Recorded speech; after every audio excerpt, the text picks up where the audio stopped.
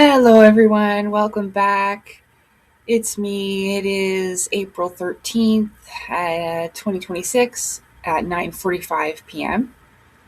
I had kind of a busy day, but I just thought that I would sit down and record this little bit at the end because it was an important add on, and then this video will be complete. So, I did a little bit more research into again the origins of where the whole reptilian thing started. And as I was researching, Princess Diana ever implying that, as we've seen in this video, if the royals were reptile people, okay, and it traced back to David Icke. Now, I have done a video on David Icke previously and talked about these similar topics in my real video and in that one about David Icke.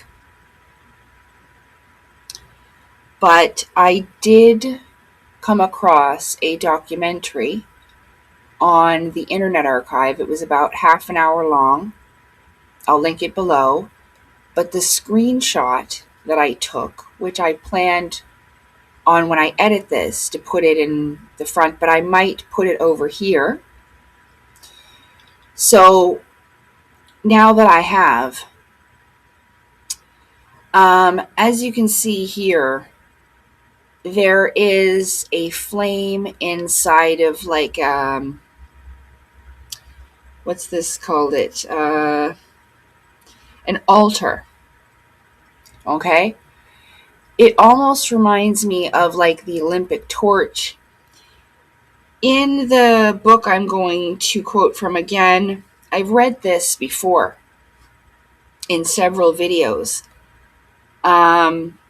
It's on page 288 of The Secret Teachings of All Ages. And it talks about the elements and their inhabitants, but these are the elementals. So fire couldn't exist without elemental fire. One doesn't exist without the other. Like the spiritual realms run alongside the physical. Like I've been trying to say to people that we have two parts of our lives, our physical and our spiritual life. So on this page here, under the salamanders, okay, it says the third group of elementals is the salamanders, or the spirits of fire. Now, if you recognize this symbol, an upward triangle, that's the elemental symbol for fire. At least I'm pretty freaking sure it is. Hold on. Yeah, it is. So it says the upward triangle is a symbol for fire in various philosophical and alchemical traditions, representing its qualities of heat and energy. This symbol is often associated with the classical element of fire in Greek philosophy. Okay, so again, when Corey Good talks about an esoteric religion, this is it, this kind of stuff, okay? This has to do with the nature spirits in the unseen realm, things like this. Right. The spirits of fire who live in that attenuated spiritual aether, which is the invisible fire element of nature. Without them, material fire cannot exist. A match cannot be struck, nor will flint or steel give off spark. See what I'm saying? That's what I was explaining. Like, one can't exist without the other. So before I lose your interest, okay, it says medieval investigators of nature spirits were of the opinion that most common form of salamander was lizard-like in shape, a foot or more in length, and visible as a glowing erogula, twisting and crawling in the midst of the fire. Another group was described as huge flaming giants in flowing robes. Like how a lot of reptilians are pictured in black robes. Mm-hmm. Again, it's not all the same. Not all beings are the same. They can take either polarity, dark or light, right? Left or right, heart or mind. It says protected with sheets of fiery armor. Oh, I should have brought... See, I did over this before about, I believe it was in my exposing aliens and people who speak for them. I believe I went over this and I talked about the nature spirits and used Elena Danon's book, and I will get it. Hold on. Okay, so you will recognize this. So salamanders have been seen in the shapes of fiery balls. Like, you know how they talk about alien orbs being seen flying over fields? Sometimes they're red, sometimes they're white. And Skinwalker Ranch, they were blue. This is what they're talking about. But it's not just the beings of fire that can do this. If you will recognize crop circles, I would assume that most likely it could be, not only, but could be earth beings that are doing that. And hence why they would use fields. The ones that come out of the water would be water element, right? Where was I? Oh, yeah, the ball are running over fields or peering in houses. Yeah. So how it connects here is that Zarathustra, so there's one of the oldest religions, Zoroastrianism. And so, certain medieval authorities, among them the Abbé de Villers, held that Zoroastra, was the son of Vesta, who believed to have been the wife of Noah, like Noah from the Bible. And the great salamander, Oromasis. Hence, from that time onward, undying fires have been maintained upon the Persian altars in honor of Zarathustra's flaming father. But there's also, like I said, other symbolisms of it. Like, for example, the torch. I'll put the torch at the Olympics over here,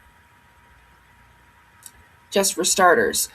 So, but with this, with David Icke, it is symbolizing that flame, but it also is like the black, but the left and the mind. See what I'm saying? So it's symbolic. Like I went over many times in the Initiates of the Flame, there were those two sides, and again, the flame.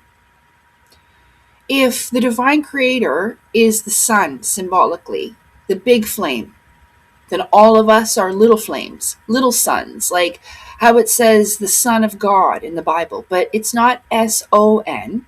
Think of it in this perspective, S-U-N, Son of God, little son of the big sun.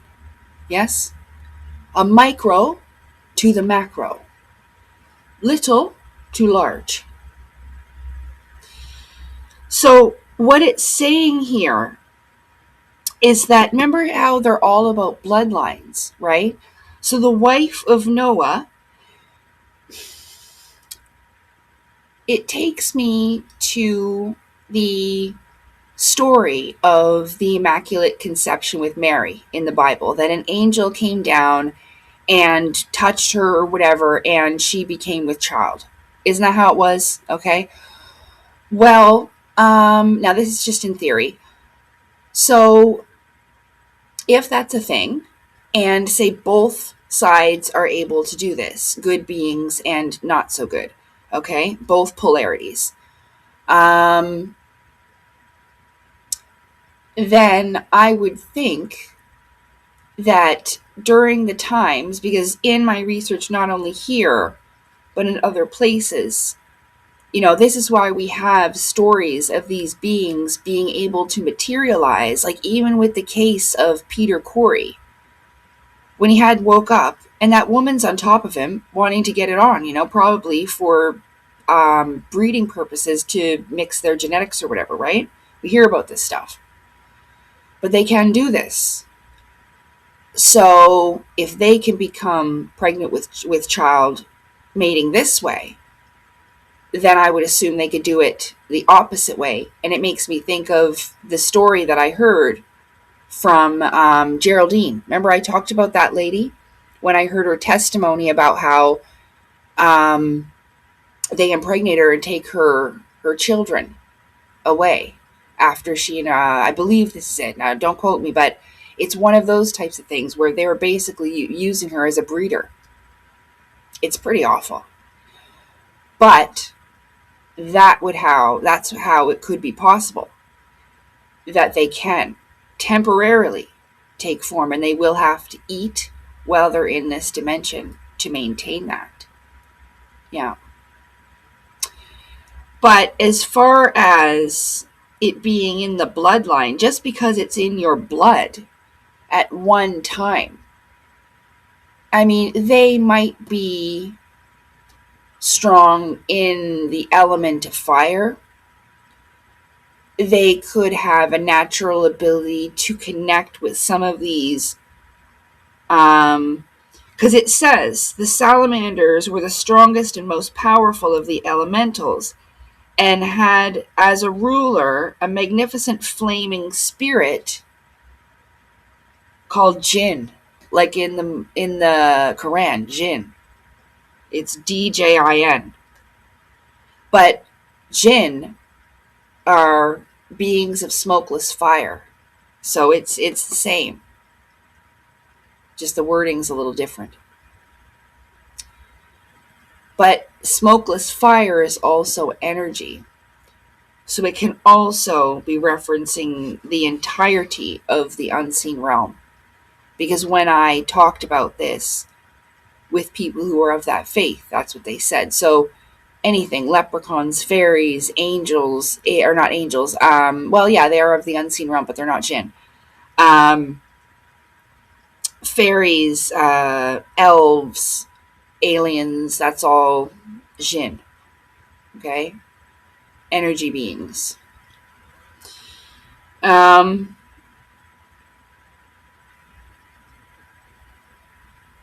So it doesn't mean... See, they exerted a special influence over all beings of fiery or temperament. So, but it does not mean that they're reptile people or have the ability to shapeshift. I mean, even with high-level magics, your vessel would have to be a certain level of purity, and you would have to reach a certain level of mastery. I mean, I just could never imagine somebody like Kim Kardashian being able to do something like this. Okay? Listen, it's a thing that I wrestle with myself. And I know just because I haven't seen it doesn't mean that it doesn't exist. But the likelihood, see, what I was thinking is that all throughout history, human beings have done things to make themselves appear more scary than they actually are. Think about the samurai. When they rode into battle, they had those crazy, scary-looking masks, these big things. They were terrifying, and they looked like demons from another world, you know what I mean, with these scary-ass-looking masks, and, you know? And that was for intimidated purposes. That wasn't just for no reason, not because they just felt like it. Oh, that looks cool. No, that was for a reason. The Aztec had this thing, and I actually got fooled with it. I was like, what the hell is that? One time I saw a video of these two cops. This cop almost did like a backflip in the dirt, trying to get away, as they get out of the cop car, and it's like this awful screaming noise. And it sounds like a friggin' monster. And so I searched and searched and searched the comments, and finally someone goes, that's an Aztec death whistle. And yes, it was. And holy shit, is it ever scary. And imagine like 100 of those whistles all at once. You think a demonic army was coming for you. Yeah. And that was its purpose, to terrify your enemy before they ever see you. And that's what I'm thinking this kind of a thing is as well. And it benefits these elites in a way because it makes them seem more scary than they actually are. Like, well, I don't want to fight a fucking reptilian. Well, they most likely aren't. That's the thing. And it might be like a story of the boogeyman to make us afraid. Like I've been giving these other, it makes people seem more powerful than they really are. Almost like an intimidation tactic of the mind. Like the whistle, the death whistle thing, right? That makes more sense to me than the other thing. Now, with the whole magic stuff and being able to invoke these type of darker beings for some of the more horrific stories that we've heard where people swear they've seen people shapeshift, this may be some type of dimensional merging type of thing where I can't really explain everything that's going on, but at this point, see, it's difficult because there have been so many people telling untrue stories, and even if some of the stuff you're saying is true, it complicates things because if you tell something that's untrue or exaggerated, then it kind of makes it almost like a juggling game, guessing well what's accurate and what's not, and so now it's really hard for me to listen to people at all because so many people have jeopardized their own integrity by being like, oh, well, I'll just tell them this. Yeah, like I'm dating a reptilian, but, and then I'll tell them about this and that. And that's the thing about that documentary with David Icke is that he tells a lot of information and then maybe it's that sensationalism of actual honest to God reptile people, you know? Um,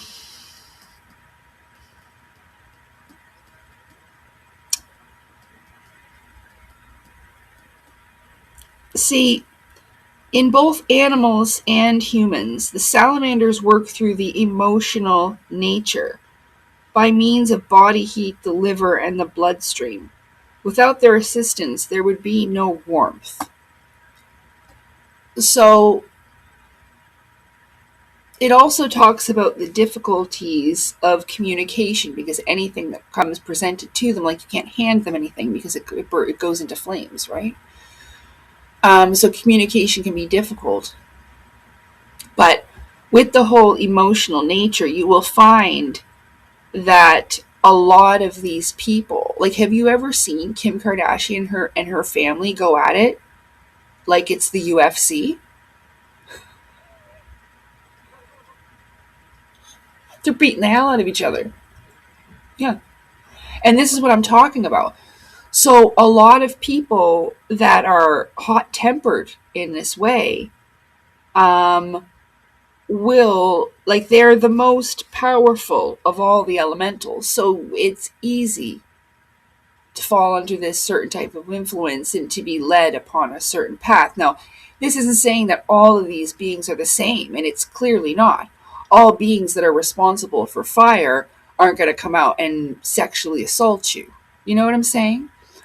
But again, with the dimensional reference, but also with our chakras, because again, the dimensions from 1 through 7 also match our chakras 1 through 7. And it just so happens that the sacral chakra, which is where our fire is located, but also where our spiritual energy, our life force, our sexual energy, our creativity, and all of those things is stored, well, that's where these beings would rest at on this scale.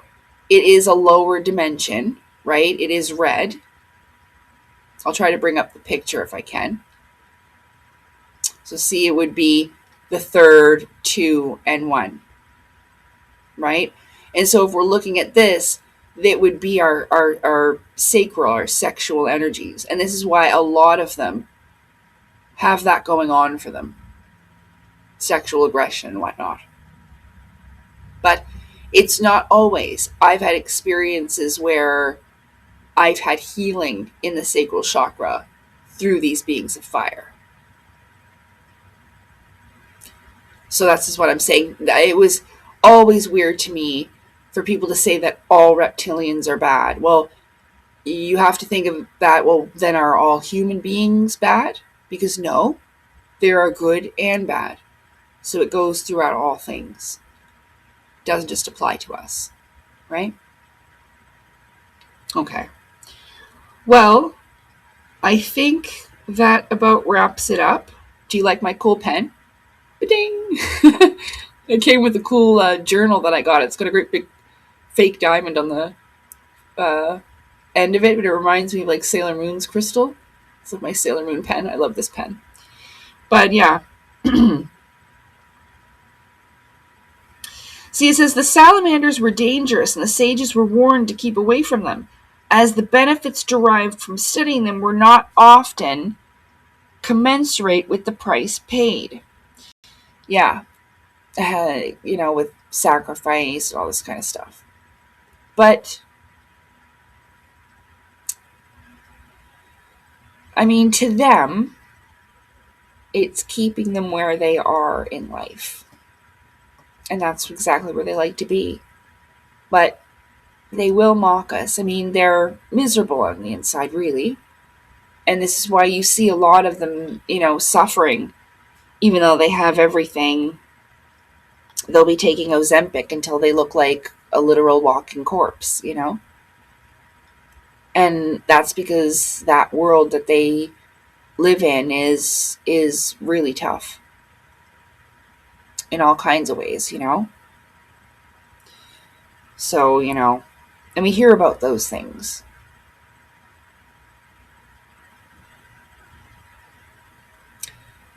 Again, this isn't like I'm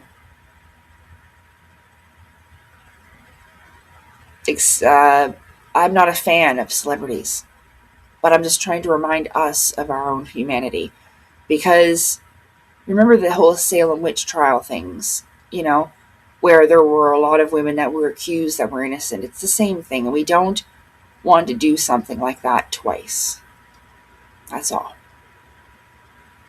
Just want to say that, so that's why I've been covering the things that I have lately. Because like I said in this video, these people have lost touch with their humanity. And there's nothing more that they love than for you to do that too. And demonizing people and taking away, dehumanizing them, is one way to take away another's humanity, So I'm just doing my best to be able to shed light on the bigger picture of things, I suppose, And I can speak with certainty on the element of fire because I've worked with them a lot in my life, not even knowing what they were, Because a lot of the time it would be feeling. It would be completely unseen, just felt for a while. Yeah, and it didn't matter. It didn't matter what they looked like, what their name was, or nothing like that. It was the feeling and the experience of it, Yeah.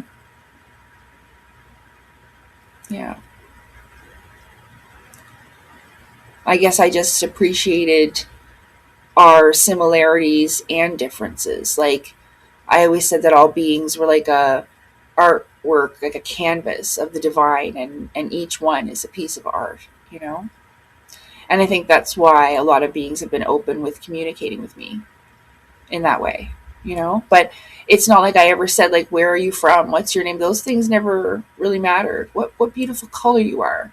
Things like that. Nice eyes. Wow, long legs. Shit like that. And they could feel that I meant those things. And I truly believe that that's really what mattered, And that takes me to the end of this because I am not sure, but I might record.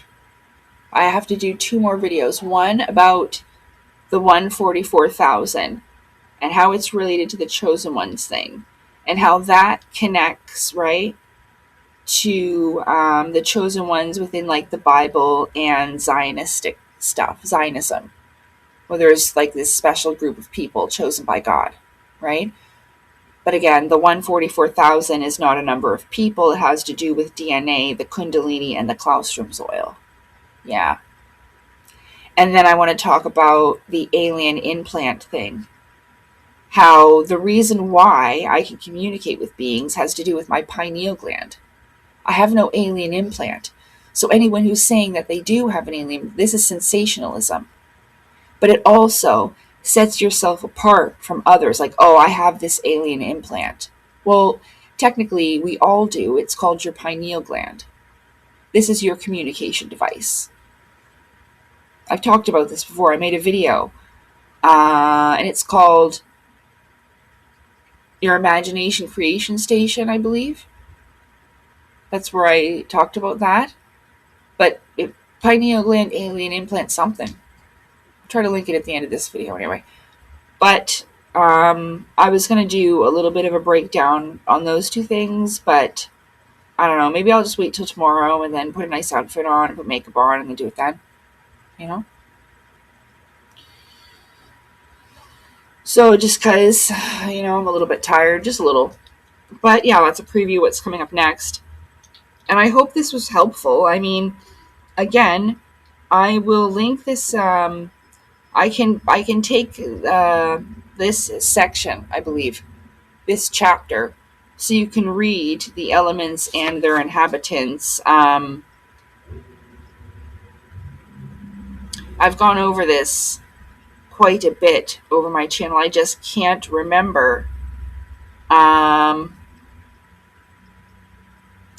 here about the Greys. So the gnomes, or the Greys, think of it this way, were assigned to the north, the place recognized by the ancients as a source of darkness and death. And that's why the Greys are portrayed as so dark and evil and all of this, right? But one of the four main divisions of human disposition, they were also assigned to the gnomes, because so many of them dwelt in the darkness of caves, like Phil Schneider saying they dug into the ground and they found these Greys, like gnomes. And gnomes aren't always small.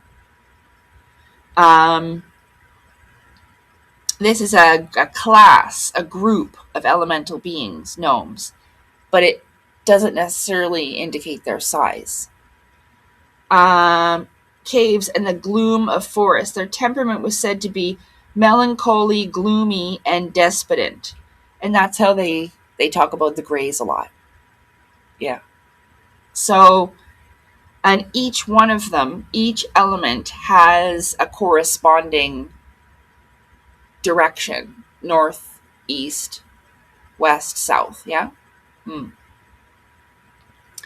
And so I talked about this in my Antediluvian Ancient Civilization series, where it's a symbol that looks like a swastika, but it's not. I'll put it up here.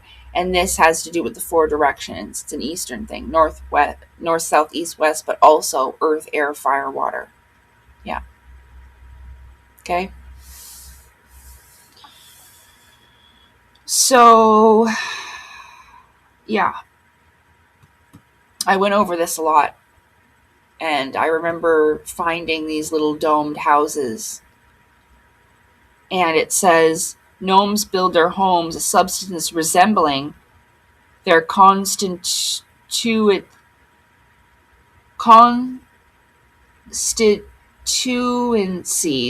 alabaster, marble, and cement. But the true nature of these materials is unknown. So yeah, there's these little white, little domes, little things, and they look like little tiny people houses. I'm fairly sure that is in my Ancient Civilization series. Yeah. Okay. So this has been long enough. I hope that you've enjoyed it, and I hope that I have I've proven my point here that, this is a clear, like this thing with David Icke and this little flame thing. It goes right back to Zoroastrianism. Yeah. Just hang on. I'm going to show you something before we go. Okay, so first I'm going to show you this.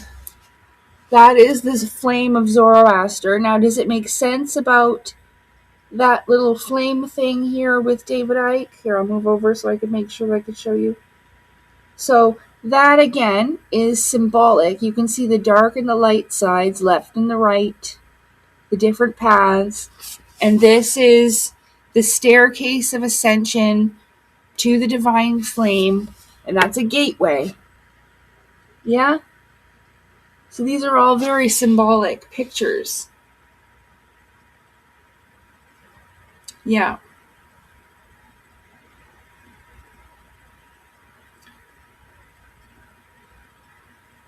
There's clearly some stuff here that is associated with the Anunnaki. I actually found this symbol on a statue here in my town. This is my book here. So, but anyway, that's the flame there of that. And that's the flame of Zoroaster, Ahura Mazda. Okay? And so that is an Iranian religion and one of the oldest religions and organized faiths, okay, in the world. So now we're going to use Elated Anand's book, and I'm going to show you examples of different reptilians. So again, we have the symbol for the upside down gray, and I believe that's for Earth, like I was talking about. See it right here? And a gray? Well, this is the symbol for Earth. Right? It's upside down. We've done this before in the elements. Like that video I said, exposing aliens and people speak for them. I'm sure I did it there. And in other videos too. The upside down one with the line in it. And then upright. Upright is fire. Down with no line is water. And then I believe upright with a line in it is air. So we have, so that's the gray with the earth symbol. And then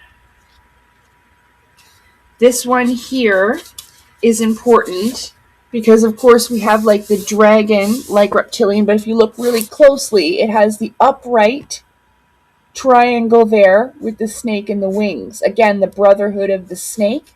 That's what that kind of thing is, too. It goes back to not only the snake symbolizes wisdom and stuff like this, and the two snakes of the Kundalini and stuff like that. But these beings of fire. So we have that one. And then we have another one here. Okay, but if you notice again, the Ouroboros on his belt. And that's also like a Naga is also like a person of a wise person. Like technically it would be intelligent people who their Kundalini has risen to the crown. That's what the Ouroboros means. It's in the Initiates of the Flame, but I didn't grab that book. But basically, it has to do with the unification of left and right, the Ouroboros. So there's this type of a reptilian, but it's all about the symbolism, right? And then how they talked about them in beings of robes. Well, that's what I was talking about, the beings in the robes. And then the last one would be with the one with the armor, which is here.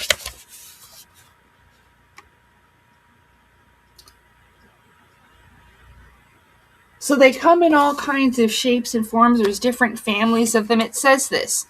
The salamanders are varied in their grouping and arrangement, as either the undines or the gnomes. There are many families of them, different in appearance, size, and dignity.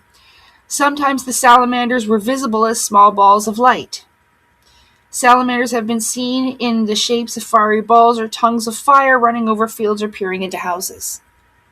Okay? Okay.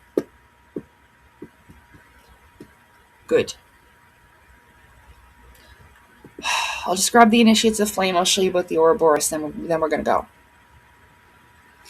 Here it is. So again, we have the flame. You're the little flame. This is your initiation of the flame. That's you. You're a little flame. I am a little flame. On the back, it says, he who, or he who lives the life shall know the doctrine. Okay?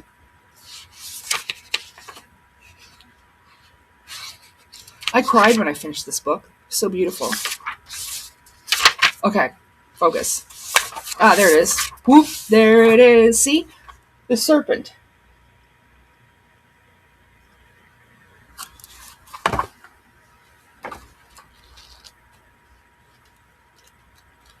You don't need to show us again. Yes, I do. Be quiet. Look.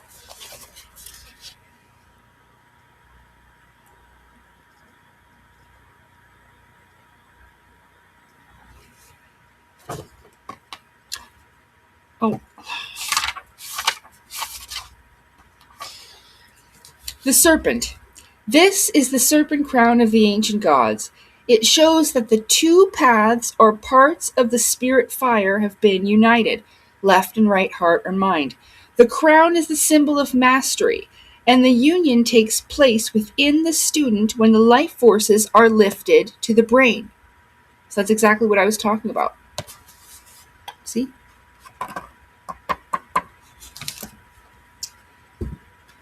So that, I believe, concludes today's episode of Last Minute Lacey. I'm pretty sure. Yeah, the Kundalini, the Serpent Fire. Yeah, okay. I think that's good.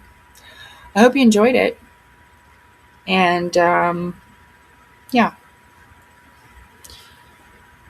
Again, this is closely linked to this book, so if you haven't read it, I recommend The Gods of Eden by William Bromley. And the one that we were reading from is The Secret Teachings of All Ages by Manly P. Hall, which is it's an encyclopedia. You know, it's not an actual book novel.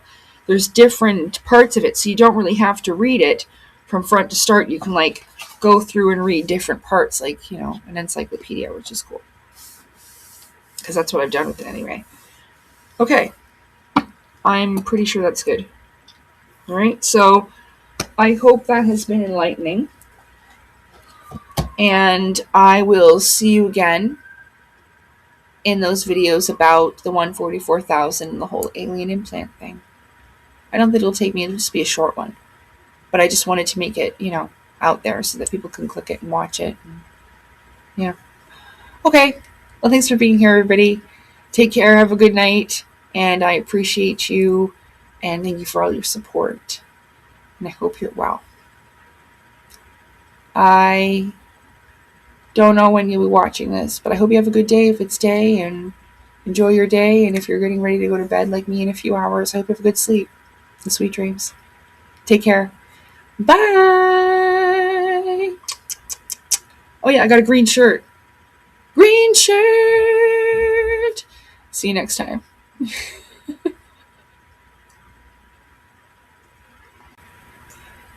Hi again. So I forgot something. And I knew I was going to, and it is this. So I don't know if I've ever discussed this. I think I have, but not as much. There is a darker aspect of human nature that we're dealing with here. And even in that little documentary, or what was it? That thing about David Icke and Princess Diana, that little clip there. I don't know what to call it. I'm very tired. It is 12:20 a.m. So, but he says about the black moon and the darker aspects of the moon.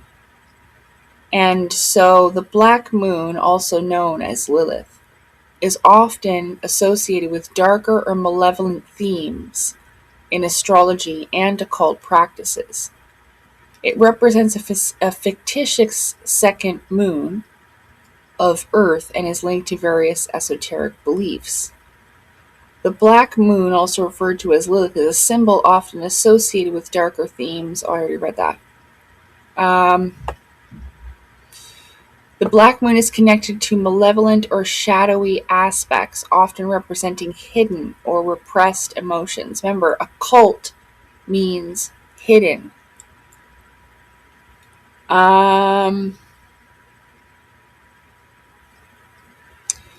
Yeah, so the dark moon or black moon is frequently invoked in rituals and practices that explore the darker aspects of spirituality. So it is associated with the feminine, right? So the masculine is the sun, as the feminine is the moon. But there are both dark and light aspects of both of those energies, whether it's masculine or feminine, represented by the sun and moon. You see what I'm saying? So even within the feminine, as a woman, I have both estrogen and testosterone, which is both masculine and feminine in one, right? And men both have estrogen and testosterone, physically representing these two energies within us. You see, but we also have them as an energy, but also as something physical, right?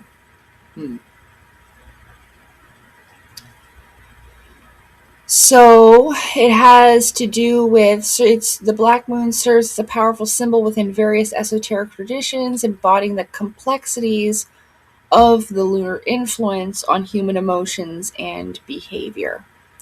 But what I wanted to focus on was the darker aspects of human nature, you know? So the black moon has a big part to play in that, representing those darker aspects of human nature, okay? Symbolically. So yeah, he talks about that in this, and I was like, again, and these reptilian aspects, of what they're doing, the horrible things that are said to be done within like the royal families and all this kind of stuff, you know what I mean? Being reptilian people. These types of things would be directly the darker aspects of human nature, you know? But it does, it is linked to like chaos, order and chaos. So this would be chaos. You see what I'm saying? Okay. I think that's all I wanted to say about that, about the darker aspects of human nature. It's funny because, like, 33 powerful occult symbols, those are just hidden symbols. That's what it means. But it's kind of funny, the number, eh? Again, 33 has to do with the Kundalini, and there's 33 bones in the spine, eh, that goes up. So, yeah. Alrighty, well, I hope you enjoyed that. I just forgot to add that in, so I thought that I would. Okay, take care, everybody. Thanks for being here with me. Bye. Bye.